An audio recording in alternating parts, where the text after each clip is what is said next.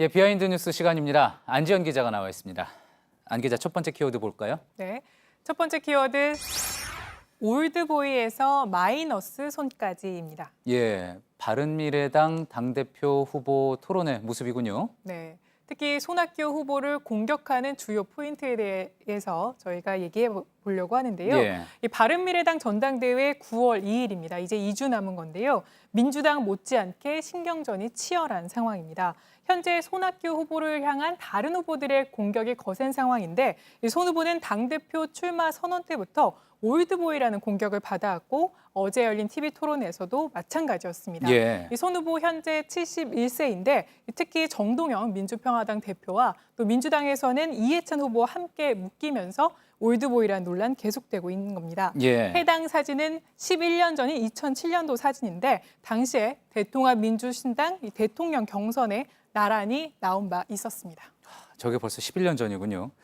자, 그리고 올드보이라는 말과 함께 또 자주 등장하는 말이 안심팔이요? 안심팔이라는 말도 나오고 있다면서요? 어떤 뜻입니까? 네, 그렇습니다. 그러니까 안심, 안철수 전 대표의 마음이 손 전 대표 자신에게 와 있다 이렇게 주장하면서 줄 세우게 하고 있는 거 아니냐 이런 비판이 나오고 있는 건데요. 이 김영환 후보가 지난 14일 TV 토론에 나와서 직격탄을 날린 바 있습니다. 예. 해당 발언인데 이 천하의 손학규가 안심팔이로 줄 세우게 하고 있다 이렇게 얘기하면서 그러니까 당대표가 자신이 되기 위해서 최고위원으로 신용현, 김수민 의원을 러닝메이트 삼아서 줄을 세우고 이걸 안심이라고 했다 이렇게 주장했습니다. 예, 그렇군요.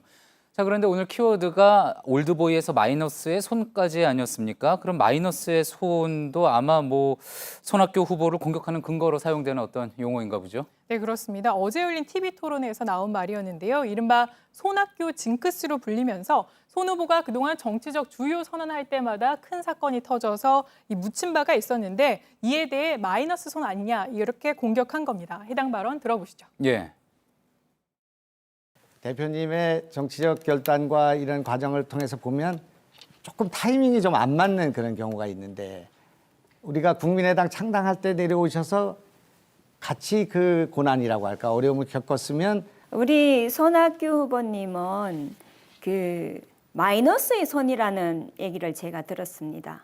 손대면 톡하고 터져버리는 거기에 대해서 마이너스의 손이에요. 마이너스의 손입니다. 손학규가 가진 경험, 손학규가 쌓아온 지혜 이것이 우리에게 필요하지 않는가. 예. 그러니까 자신은 마이너스의 손이 아니라 원래는 미다스의 손이죠. 마이더스의 손이라고 해가지고 그렇게 되받아친 거군요.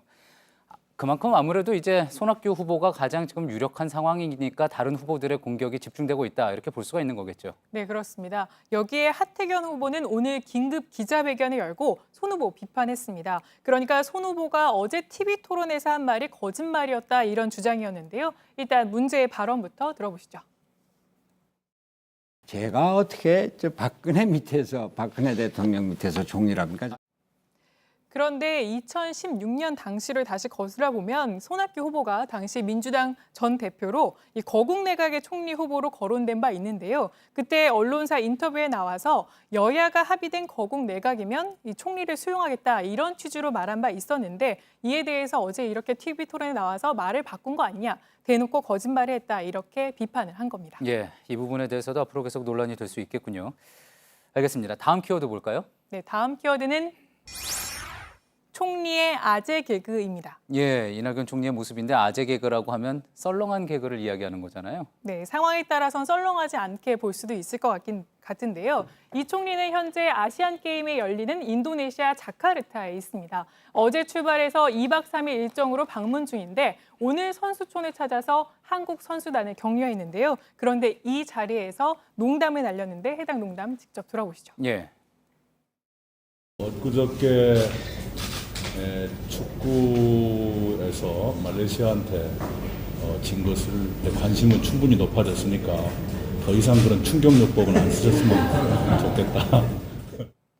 그러니까 아시안 게임에 관심을 높이기 위해서 일부러 진 거라면 충분히 충격받았다. 이제 하지 말아달라. 이렇게 농담을 한 겁니다. 예.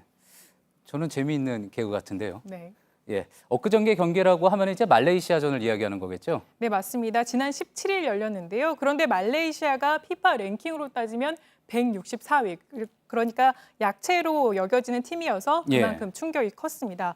우리나라는 피파 랭킹이 57위인데다가 특히 역대 아시안 게임에서는 4번이나 금메달을 따기도 했기 때문인데요. 그런데 이 총리의 발언을 찾아보니까 과거에도 축구에 대한 발언을 한 적이 있었습니다. 예. 지금 보이는 이 트위터인데 지난 6월에 올린 트위터고요. 보시는 것처럼 또 현실이 상상을 앞섰다 이렇게 찬사를 보낸 건데 당시 독일전에서 승리하면서 이런 찬사를 보낸 겁니다.